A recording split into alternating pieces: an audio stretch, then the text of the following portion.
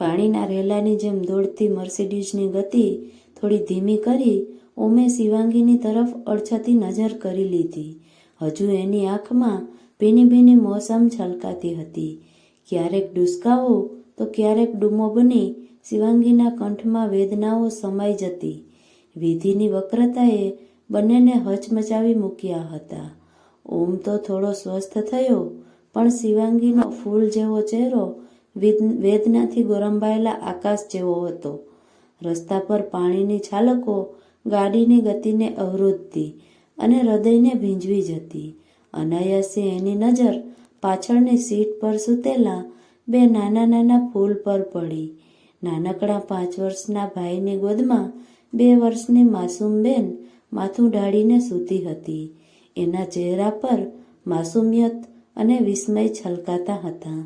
બંધ આંખોમાં કેટલી નિર્દોષતા સમાયેલી હોય છે એ વાત આજ એમને નાનકડી રાધીને જોઈને સમજાણી. અર્જુન ઉંમરમાં 5 જ વર્ષનો, પણ ભારે સમજદાર.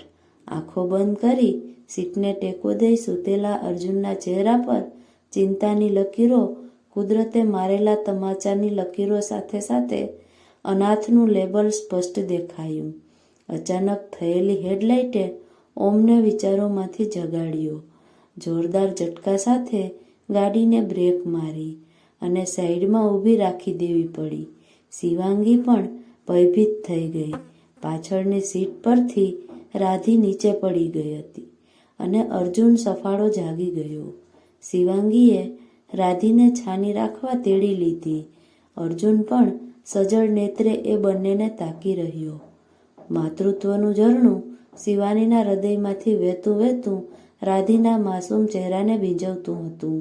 ઓમની આંખોનો બંધ છલકાઈ ગયો અને અશ્રુધારાઓએ વરસાદ સાથે તાલ મિલાવ્યો. બહાર પણ વરસાદ અને અંદર પણ વરસાદ. એ વિચારમાં ગરકાવ થઈ ગયો. કુદરત પાસે માણસ કેટલો લાચાર. ઓમે એક ડૂસકું મૂક્યું. થોડા દિવસ પહેલાં જ કેવા સુખના મહાસાગરમાં બંને હિલોળા લેતા હતા. કોઈ કમી નહોતી. ઘરમાં ઓમને પ્રાઇવેટ બિઝનેસ અને શિવાંગી હાઉસવાઈફ. ઓમની ફટાકડા બનાવવાની ફેક્ટરીમાં 50 જેટલા તો મજૂરો સવાર સાંજ કામ કરતા. તાજા તાજા લગ્ન થયા હોવાથી ઓમ અને શિવાંગી કાશ્મીર, ધરતીના સ્વર્ગ પર તો હનીમૂન કરવા નીકળી ગયા હતા. ઓમને એના મેનેજર મિસ્ટર મહેતા પર પૂરો ભરોસો, એટલે કોઈ પણ જાતની ચિંતા જ નહોતી. લગભગ 1 મહિના સુધી બંનેએ હિમાલયના શિખરો વચ્ચે પ્રેમના સાવનની ઝડીઓમાં ભીંજાઈને આનંદની અનુભૂતિ કરી. પ્રકૃતિના સાયુજ્ય વચ્ચે શિવાંગીનું જોબન ભરપૂર ખીલ્યું હતું.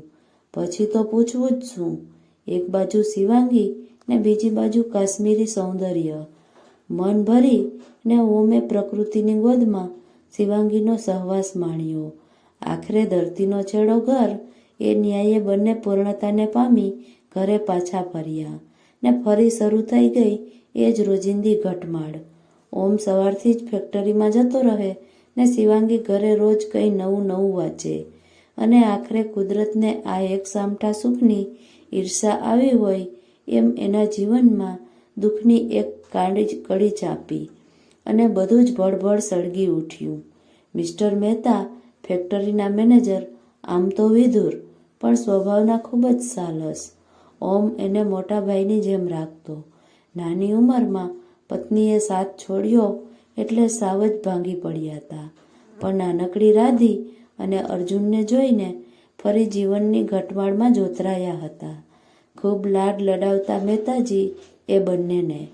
રાધીની મુસ્કાનમાં એને મૃત પત્ની વિદિશાનો ચહેરો દેખાતો.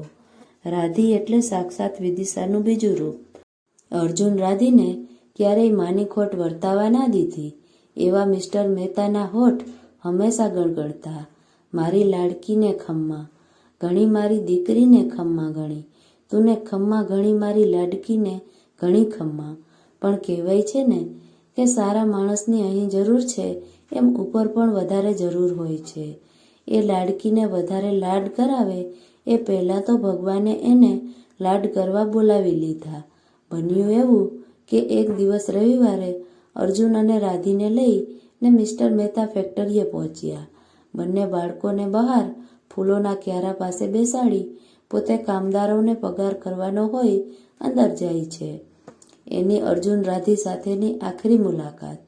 રાધી અર્જુનની સાથે રમવા લાગી ને ત્યાં જ ફેક્ટરીમાં અચાનક ભયાનક વિસ્ફોટ.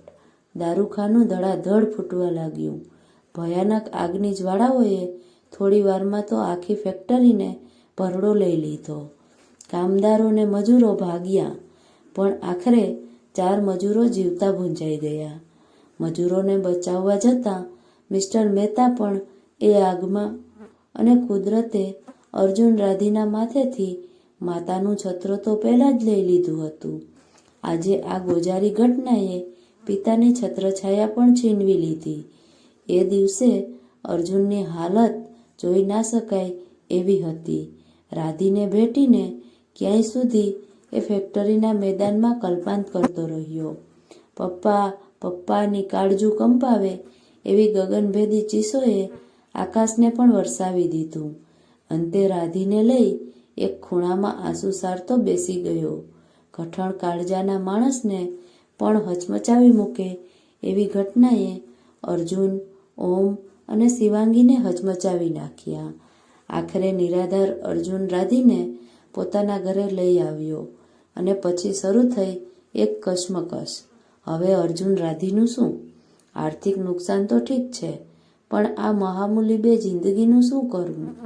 મિસ્ટર મહેતાના ગામડે ખબર કર્યા, પણ કોઈ સગા સંબંધી આ વસમી ઘડીમાં સામે ના આવ્યા. શિવાંગીની આંખોના આંસુ સુકાતા નહોતા. રાધીને જોઈ પોતે ગુનેગાર હોય એવો ભાવ શિવાંગીને કોરી ખાતો. શિવાંગીને સારા દિવસો જાય છે, પણ કોઈને એનો લેશ માત્ર આનંદ નથી. ઓમ પણ ગ્લાનિ અને વિષાદમાં ઘેરાયો છે. આખરે શિવાંગીના માતા પિતાએ અર્જુન રાધીને અનાથાશ્રમમાં મૂકવાની ફરજ પાડી. અનિચ્છાએ, ભગ્ન હૃદયે આજ બંને અર્જુન રાધીને લઈ અનાથાશ્રમમાં મૂકવા જઈ રહ્યા છે, અને એની નજર ફરીથી અર્જુનના મજબૂર ચહેરા પર પડી. કેટલી સહનશીલતા! આ બાળકે બધું પચાવી લીધું હતું. આખરે ઔપચારિક વિધિ, પેપરવર્ક કરી અર્જુન રાધીને અનાથાશ્રમમાં મૂકી બંને ભારે હૃદયે બહાર આવ્યા. શિવાંગીની આંખો સુકાતી નહોતી. એને રાધીને પોતાની પાસે રાખવી હતી, પણ પોતાના જ મા બાપે એને મજબૂર કરી એનો એને વસવસો હતો. અનાથાશ્રમ છોડતી વખતનો અર્જુનનો વિષાદમય ચહેરો એના માનસપટ પરથી ભૂસાતો નહોતો. સમયનું કામ સમય કરતો રહ્યો. 3 મહિના પછી શિવાંગીને પેટમાં દુખાવો ઉપડ્યો. ખ્યાતનામ ગાયનેકોલોજિસ્ટ નીમાબેન શાહની હોસ્પિટલમાં શિવાંગીને દાખલ કરવામાં આવી. હાલત ચિંતાગ્રસ્ત, કારણ કે બાળક પ્રીમેચ્યોર અને મસ્તકના વિકાસ વિનાનું હોવાથી તાત્કાલિક ઓપરેશન કરી દૂર જ કરવાની ડૉક્ટર શાહની સલાહ. નહીં તો શિવાંગીને પણ ખતરો. આખરે ઓપરેશન, બાળક મૃત હાલતમાં ઉપરથી લેવાયું અને શિવાંગીને બચાવી લેવાઈ. મિસ્ટર ઓમ પંડ્યા, એક ખૂબ સિરિયસ વાત, ડૉક્ટર નીમાબેને ચિંતાગ્રસ્ત ચહેરે કહ્યું. કુદરત સામે આપણે લાચાર. મિસ્ટર ઓમ, હવે શિવાંગી ક્યારેય માતૃત્વ નહીં ધારણ કરી શકે. ડૉક્ટર નીમાબેનના શબ્દોએ જાણે કે ઓમ પર વજ્રાઘાત કર્યો. Oh my God! અને હા, આ વાત હમણાં શિવાંગીને ના કરતા. ડૉક્ટર શાહના શબ્દો એણે સાંભળ્યા ન સાંભળ્યા ને એ ત્યાં જ બેસી પડ્યો. અઠવાડિયા પછી શિવાંગીને હોસ્પિટલમાંથી રજા અપાઈ. એક ગમગીની સાથે સૌ ઘરે. ખૂબ થાકેલી, અશક્ત શિવાંગી પથારીમાં પડતા જ ઘસઘસાટ ઊંઘી ગઈ. સવારે એના કાનમાં કોઈ ગીતના શબ્દો સંભળાયા. મારી લાડકીને ખમ્મા ઘણી, મારી દીકરીને ખમ્મા ઘણી, તુને ખમ્મા ઘણી મારી લાડકીને ઘણી ખમ્મા. દોડી ને શિવાંગી અર્જુન રાધીને વળગી પડી. ત્રણેય અનરાધાર અશ્રુની હેલીમાં ક્યાંય સુધી ભીંજાયા કર્યા. હવે રાધીને અર્જુન અનાથ નહોતા. મિત્રો, તમને આ વિડીયો ગમ્યો હોય તો લાઈક કરજો અને શેર કરજો તથા આવા જ અન્ય વિડીયો જોવા માટે આ ચેનલને સબસ્ક્રાઈબ કરજો.